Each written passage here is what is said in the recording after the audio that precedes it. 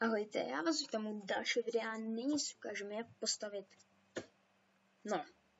letadlo. Tomu tak nechci říct, to takový lítající šněk, ale můžu to nazvat letadlem. Co k tomu budeme potřebovat? Slime bloky, klasické písty, lepivý písty a redstone bloky. První si uděláme věž z jakýchkoliv bloků, to pak zničíme tu věž. Na to položíme píst a zničíme to, aby jsme měli normální klasický píst. Pak postavíme 2 nahoru, takhle další 2, 1 a redstone bloky. Aby nám vzniklo něco takového. Až to bude, tak dáme lepivý píst, takhle. A 4 bloky, slime bloky samozřejmě, takhle. Jeden položíme dolů a sem dáme takhle píst. Vznikne nám tohle.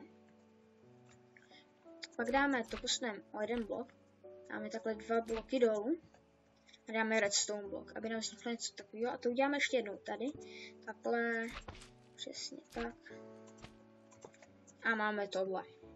Už je skoro letadlo, teď dáme sem píst, takhle sem. A to se nám lagne, takhle. Ale nepanikařte.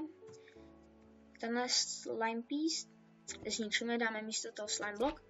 A tady, aby jsme to vyvýšili, dáme slime blok a položíme na to lepivý píst.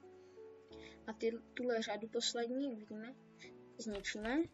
Sem položíme píst, teda slime blok.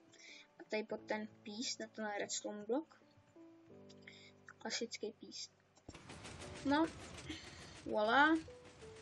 A posouvá se to, to je takový, tady vidíte, že i v Minecraftu je trochu logika, říkám trochu. A jak si to můžete uvědomit, tak tenhle redstone posune tohle k tomu redstone bloku, což posune to zpátky. A je to takový koloběh, dal by se říct. Já doufám, že se vám pomohl, pokud ano, tak hoďte koment, lajčík, odběr, sdílejte video, když tak, mezi kamarády.